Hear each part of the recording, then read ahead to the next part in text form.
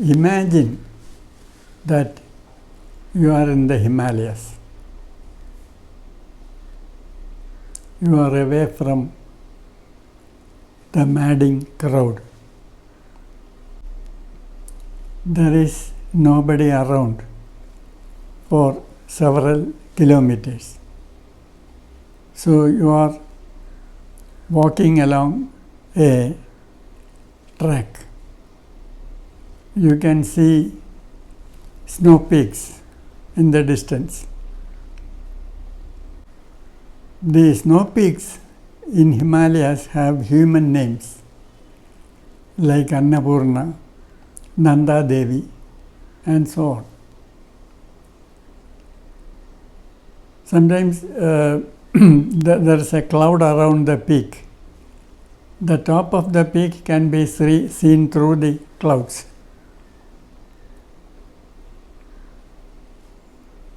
And you feel that the peaks are alive, they are conscious. And you cannot take your eyes away from the peak. And then there are rivers flowing like Alagananda, tributaries of the Ganges. You realize that these peaks and these rivers have flowed for millennia. You start to feel that you are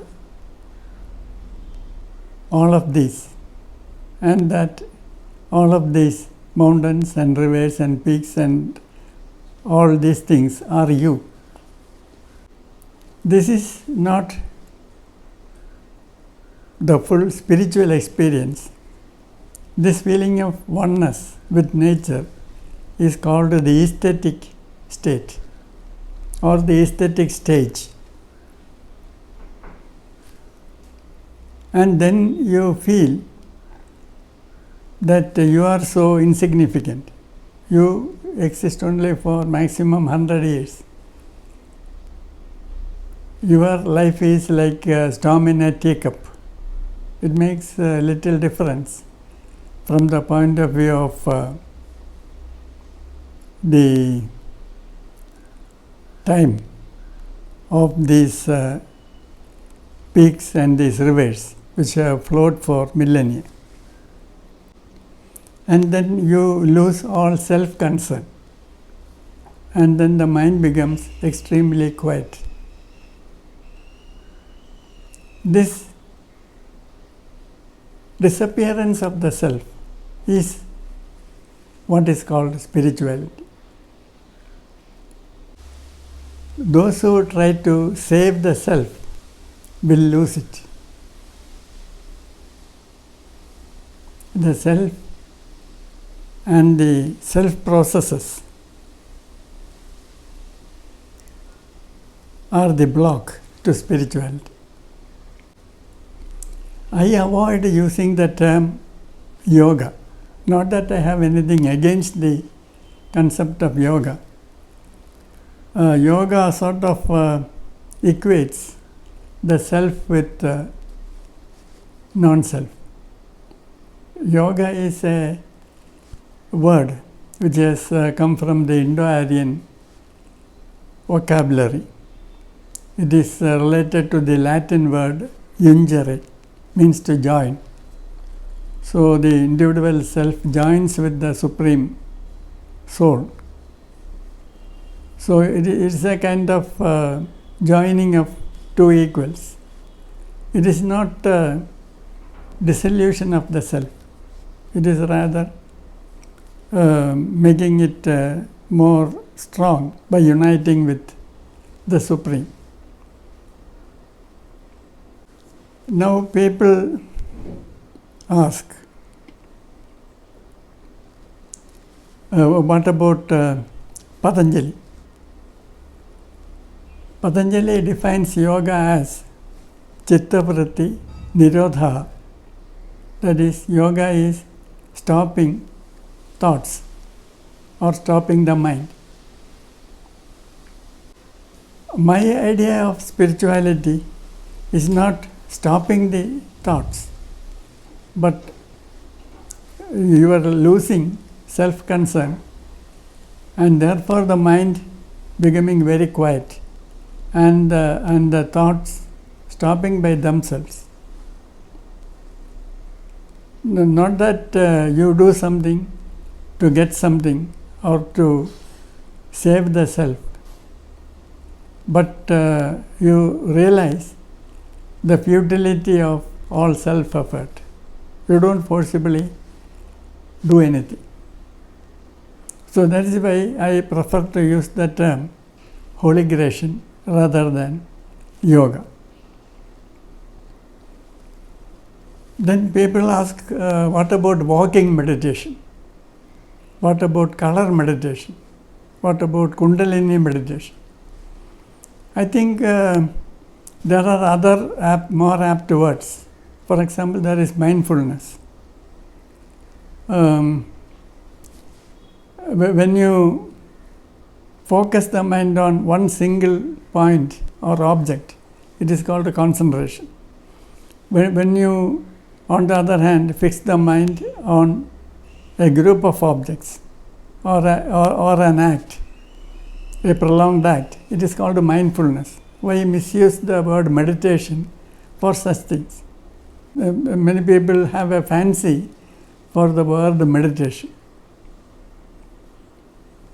Concentration is good as a preliminary exercise.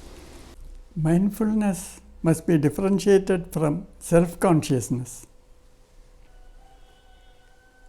In real mindfulness, you forget the self, and the self dissolves in what you are attending to.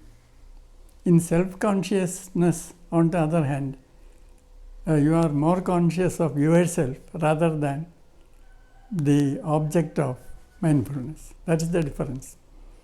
So if you want to be really mindful, forgetting the self, you need a certain degree of initial stability. So unless you have the initial degree of stability, you cannot really practice mindfulness. You will only become self-conscious. Now, many people practice what is known as Sri Vidya, that is focusing the mind on the chakras and breathing and all that. This is also, according to our definition, not meditation, but mindfulness, because you are focusing the mind on different things, different chakras, breathing, mantra, so on and so forth. So, strictly speaking, the word meditation should be reserved for the exercise, if at all it can be called an exercise, of not having a particular focus. It is leaving the mind totally open. Therefore, these preliminary exercises are useful, but they are not to be called meditation. If you are to really understand what meditation is and what its significance is. Now all this is very, very good talk, but don't be self-conscious. Be unselfish, not care for the self, so on and so forth.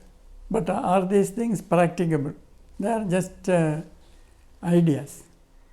So how do you start practicing? You watch yourself in interactions with other people, other animals, and see the reaction of your actions on yourself. Then you will understand what ahimsa is. When you are selfish, when you are not unselfish. And do something for others or other animals. And then you will find that there is a positive change in you as a result of your actual conduct. And this is the starting point for increasing stability. Mere imagination, mere fantasizing may not make much change initially. So try to be helpful, try to be cordial, try to be friendly with all living things.